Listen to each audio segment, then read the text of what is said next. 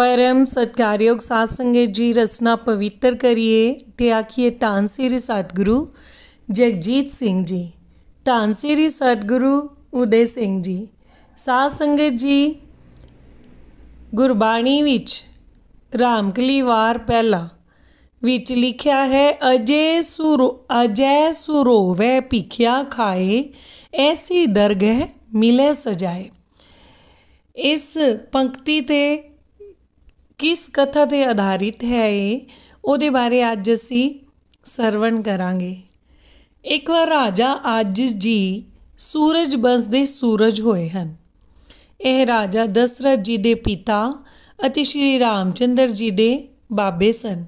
राजा अज हर रोज़ ब्रह्म मुहूर्त विच उठ के इशनान ध्यान तो वेला हो के सूरज चढ़दे ही दान करना शुरू कर दिंदा सी अते सवा पैर दिन चढ़दे तक दान करदा ही रहिंदा सी। उस तो बाद अस्तबल विच जाके यानी घोड़शाला विच जाके घोड़ियां दी सेवा आप सामने खलो के कराया करदा सी। उन्हां घोड़ियां गऊआं हाथियां आदिकां दी सफाई कराउण मगरों उन्हां नूं घाह निहारी दाणा राशन आदि अपने सामने खुआ के फिर आप जाके भोजन छकदा सी। भोजन छक लैण मगरों राज दे होरनां कंमां वल ध्यान दिता करदा सी। एक दिन गुरु दी नेत किसे महात्मा नूं ख्याल आ गया कि तन उपरला बस्तर मस्ताना हो गया है, चलो राजे पासों मंग लियाईए।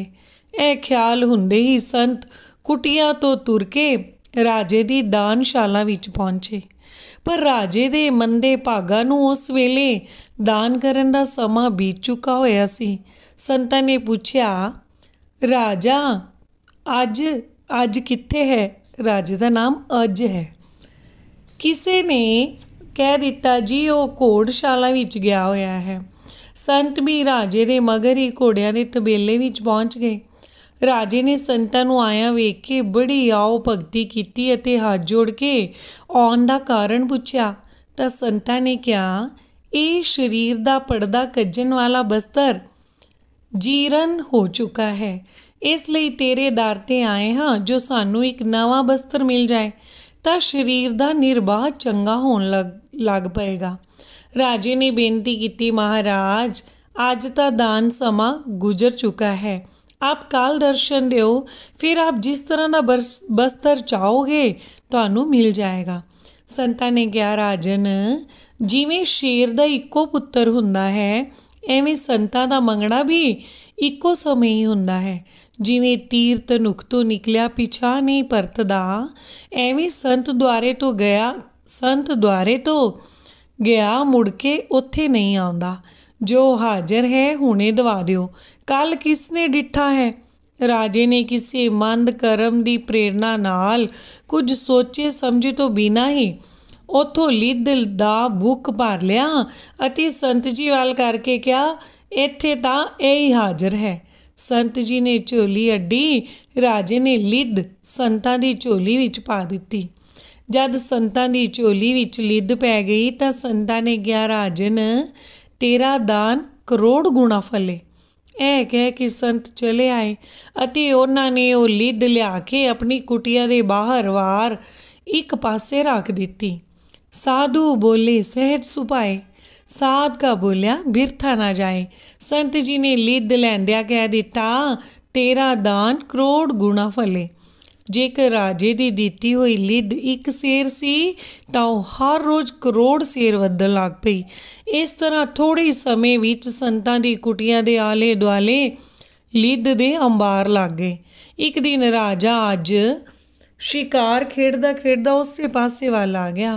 उत्थे हज़ारां ही ढेर लिद दे लगे हुए वेख के उसनूं संदेह हो गया कि इत्थे इन्नी लिद कित्थों आ गई। कोल खलोते वजीर तो राजे ने पूछया, ये चार चफेरे लिद दे पहाड़ बड़े हुए नज़र आ रहे हैं, इसका की कारण है? इन्नी लिद कित्थों आई है अते क्यों जमा की गई है? वजीर इस गल का पता कड्ढण लई इधर उधर फिरन लगा ਤਾਂ ਉਸਨੇ ਸੰਤਾਂ ਦੀ ਕੁਟੀਆ ਵੇਖੀ ਅਤੇ ਉਸ ਦੇ ਅੰਦਰ ਜਾ ਕੇ ਸੰਤਾਂ ਦੇ ਚਰਨਾਂ ਪਰ ਦੰਡਵਤ ਪ੍ਰਣਾਮ ਕਰਕੇ ਪੁੱਛਿਆ, ਮਹਾਰਾਜ ਇਹ ਇੰਨੀ ਲਿਦ ਕਿੱਥੋਂ ਆਈ ਹੈ ਅਤੇ ਕਿਉਂ ਜਮ੍ਹਾਂ ਕੀਤੀ ਹੈ? ਸੰਤ ਨੇ ਕਿਹਾ, ਇੱਕ ਰਾਜੇ ਨੇ ਲਿਦ ਦਾਨ ਕੀਤੀ ਸੀ। ਉਸ ਦਾ ਦਾਨ ਕਰੋੜ ਗੁਣਾ ਰੋਜ਼ ਵੱਧਦਾ ਜਾਂਦਾ ਹੈ, ਇਸ ਲਈ ਇਹ ਜਮ੍ਹਾਂ ਹੁੰਦੀ ਜਾ ਰਹੀ ਹੈ। ਅੰਤ ਨੂੰ ਲਿਦ ਦਾਨ ਕਰਨ ਵਾਲਾ ਰਾਜਾ ਹੀ ਇਸ ਲਿਦ ਨੂੰ ਖਾ ਕੇ ਇਸ ਨੂੰ ਮੁਕਾਏਗਾ। ਇਹ ਸਾਰਾ ਭੇਦ ਲੈ ਕੇ ਵਜ਼ੀਰ ਨੇ ਆ ਕੇ ਸਾਰੀ ਗੱਲ ਜੋ ਕੁਝ ਸੰਤ ਜੀ ਪਾਸੋਂ ਸੁਣੀ ਸੀ ਜਿਉਂ ਦੀ ਤਿਉਂ ਰਾਜੇ ਨੂੰ ਸੁਣਾ ਦਿੱਤੀ। ਰਾਜੇ ਨੂੰ ਯਾਦ ਆ ਗਿਆ ਕਿ ਮੈਂ ਹੀ ਇੱਕ ਦਿਨ ਇੱਕ ਸੰਤ ਜੀ ਦੀ ਝੋਲੀ ਵਿੱਚ ਲਿਦ ਪਾ ਦਿੱਤੀ ਸੀ ਅਤੇ ਉਹਨਾਂ ਨੇ ਇਹ ਵੀ ਫਰਮਾਇਆ ਸੀ, ਤੇਰਾ ਦਾਨ ਕਰੋੜ ਗੁਣਾ ਵਧੇ। ਬਸ ਇਹ ਲਿਦ ਮੈਨੂੰ ਹੀ ਖਾਣੀ ਪਏਗੀ। ਇਹ ਖਿਆਲ ਆਉਂਦੇ ਹੀ ਰਾਜਾ ਅਗਲੇ ਦਿਨ ਸੰਤਾਂ ਦੇ ਚਰਨਾਂ ਪਰ ਜਾ ਡਿੱਗਾ। ਆਪਣੇ ਅਪਰਾਧ ਦੀ ਮਾਫੀ ਮੰਗੀ ਅਤੇ ਬੇਨਤੀ ਕੀਤੀ, ਕੋਈ ਉਪਾਅ ਦੱਸੋ ਜਿਸ ਕਰਕੇ ਇਹ ਲਿਦ ਨਾ ਖਾਣੀ ਪਏ। ਸੰਤਾਂ ਨੇ ਫਰਮਾਇਆ, ਪਰ ਨਿੰਦਾ ਪਰ ਮਲ ਮੁਖ ਸੁਧੀ। ਸ਼੍ਰੀ ਰਾਗ ਮਹੱਲਾ ਪਹਿਲਾ ਦੀ ਪੰਕਤੀ ਹੈ। ਨਿੰਦਾ ਕਰਨ ਵਾਲਾ ਨਿੰਦਕ ਗੰਦਗੀ ਖਾਂਦਾ ਹੈ, ਇਸ ਲਈ ਤੂੰ ਆਪਣੀ ਨਿੰਦਾ ਕਰਾ ਤਾਂ ਨਿੰਦਕ ਲੋਕ ਇਹ ਲਿਦ ਖਾ ਲੈਣਗੇ। ਸੰਤਾਂ ਪਾਸੋਂ ਇਹ ਜੁਗਤੀ ਸੁਣ ਕੇ ਰਾਜਾ ਝੂਠੀ ਮੁੱਠੀ ਦਾ ਸ਼ਰਾਬੀ ਬਣ ਗਿਆ। ਅਰਥਾਤ ਜਿਵੇਂ ਸ਼ਰਾਬੀ ਲੋਕ ਡਿੱਗਦੇ ਢਹਿੰਦੇ ਤੇ ਬਕਵਾਸ ਕਰਦੇ ਹਨ, ਉਸੇ ਤਰ੍ਹਾਂ ਨਾਲ ਰਾਜਾ ਵੀ ਕਰਨ ਲੱਗ ਪਿਆ। ਹੱਥ ਵਿੱਚ ਗੰਗਾ ਜਲ ਦੀ ਬੋਤਲ ਫੜੀ ਰੱਖਣੀ, ਸਾਰੇ ਬਾਜ਼ਾਰ ਤੇ ਦਰਬਾਰ ਵਿੱਚ ਬੈਠੇ ਬੈਠੇ ਲੋਕਾਂ ਨੂੰ ਵਿਖਾ ਕੇ ਬੋਤਲ ਨੂੰ ਮੂੰਹ ਲਾ ਕੇ ਗੰਗਾ ਜਲ ਪੀ ਲੈਣਾ। ਪਰ ਲੋਕਾਂ ਨੇ ਸਮਝ ਲੈਣਾ ਜੋ ਇਹ ਸ਼ਰਾਬ ਪੀਂਦਾ ਹੈ, ਇਸ ਲਈ ਥਾਂ ਪਰ ਥਾਂ ਰਾਜੇ ਦੀ ਨਿੰਦਾ ਹੋਣ ਲੱਗ ਪਈ। ਇੱਕ ਦਿਨ ਰਾਜੇ ਨੇ ਉਸੇ ਤਰ੍ਹਾਂ ਸ਼ਰਾਬੀ ਸੁਆਂਗ ਦੇ ਵਿੱਚ ਹੀ ਆਪਣੀ ਧੀ ਨੂੰ ਜਾ ਕੇ ਬਾਹੋਂ ਇਸ ਤਰ੍ਹਾਂ ਫੜ ਲਿਆ ਜਿਵੇਂ ਸ਼ਰਾਬੀ ਕੰਜਰੀ ਨੂੰ ਜਾ ਕੇ ਫੜ ਲੈਂਦਾ ਹੈ। ਫਿਰ ਤਾਂ ਲੋਕਾਂ ਨੇ ਰੱਜ ਕੇ ਅਤੇ ਮਨ ਭਾਉਂਦੀ ਨਿੰਦਾ ਕੀਤੀ।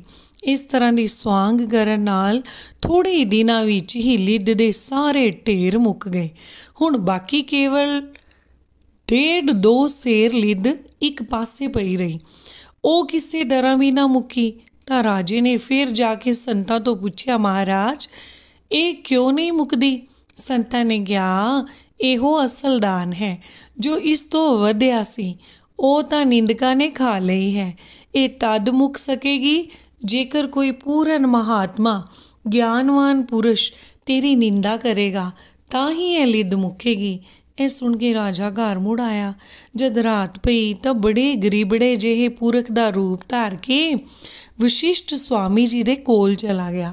ਵਸ਼ਿਸ਼ਟ ਜੀ ਨੂੰ ਮੁੱਠੀਆਂ ਭਰਦੇ ਉਸ ਗਰੀਬੜੇ ਜਿਹੇ ਨੇ ਕਿਹਾ, ਮਹਾਰਾਜ ਜੀ ਅੱਜ ਕੱਲ੍ਹ ਸਾਡੇ ਰਾਜੇ ਦੀ ਮੱਤ ਕਿਹੀ ਭ੍ਰਿਸ਼ਟ ਗਈ ਹੈ। ਇਸ ਨੇ ਸੂਰਜ ਕੁਲ ਨੂੰ ਹੀ ਕਲੰਕਿਤ ਕਰ ਦਿੱਤਾ ਹੈ। ਹਰ ਵੇਲੇ ਸ਼ਰਾਬ ਵਿੱਚ ਗੁੱਟ ਰਹਿੰਦਾ ਹੈ। ਇਹ ਇਤਨਾ ਪਾਪੀ ਹੋ ਗਿਆ ਹੈ ਜੋ ਉਸ ਦਿਨ ਆਪਣੀ ਧੀ ਨਾਲ ਹੀ ਭੋਗ ਕਰਨ ਲੱਗ ਪਿਆ ਸੀ। ਮਹਾਰਾਜ ਜਦ ਰਾਜਾ ਹੀ ਐਡਾ ਧਰਮੀ ਹੋ ਗਿਆ ਤਾਂ ਪ੍ਰਜਾ ਕੀ ਕਰੇਗੀ? ਇਸ ਤਰ੍ਹਾਂ ਦੇ ਬਚਨ ਕਿੰਨਾ ਹੀ ਚਿਰ ਕਰਦਾ ਰਿਹਾ, ਪਰ ਵਸ਼ਿਸ਼ਟ ਜੀ ਨੇ ਉਸ ਦੀ ਕਿਸੇ ਗੱਲ ਦਾ ਵੀ ਕੋਈ ਉੱਤਰ ਹੀ ਨਾ ਦਿੱਤਾ। ਉਸ ਦੀ ਗੱਲ ਸੁਣੀ ਨੂੰ ਵੀ ਅਣਸੁਣਿਆ ਕਰ ਦਿੱਤਾ। ਉਹ ਮੁੜ ਕੇ ਉਸੇ ਗੱਲ ਨੂੰ ਟੋਰ ਦੇਵੇ ਤਾਂ ਕਿ ਇਸ ਨਿੰਦਾ ਵਿੱਚ ਵਸ਼ਿਸ਼ਟ ਜੀ ਵੀ ਸ਼ਰੀਕ ਹੋ ਜਾਣ, ਤਾਂ ਮੇਰੀ ਉਹ ਲਿਦ ਵੀ ਮੁੱਕ ਜਾਏ। ਜਦ ਕਿਸੇ ਤਰ੍ਹਾਂ ਵੀ ਚੁੱਪ ਕਰਦਾ ਨਜ਼ਰ ਨਾ ਆਇਆ ਤਾਂ ਵਸ਼ਿਸ਼ਟ ਜੀ ਨੇ ਹੱਸ ਕੇ ਕਿਹਾ, ਰਾਜਨ ਤੇਰੀ ਲਿਦ ਤੂੰ ਹੀ ਖਾਣੀ ਹੈ, ਅਸਾਂ ਨਹੀਂ ਖਾਣੀ। ਬਸ ਫਿਰ ਕਿਸੇ ਰਾਜਾ ਸ਼ਰਮ ਦਾ ਮਾਰਿਆ ਚਰਨਾਂ ਉੱਤੇ ਡਿੱਗ ਕੇ ਮਾਫੀ ਮੰਗਣ ਲੱਗਾ।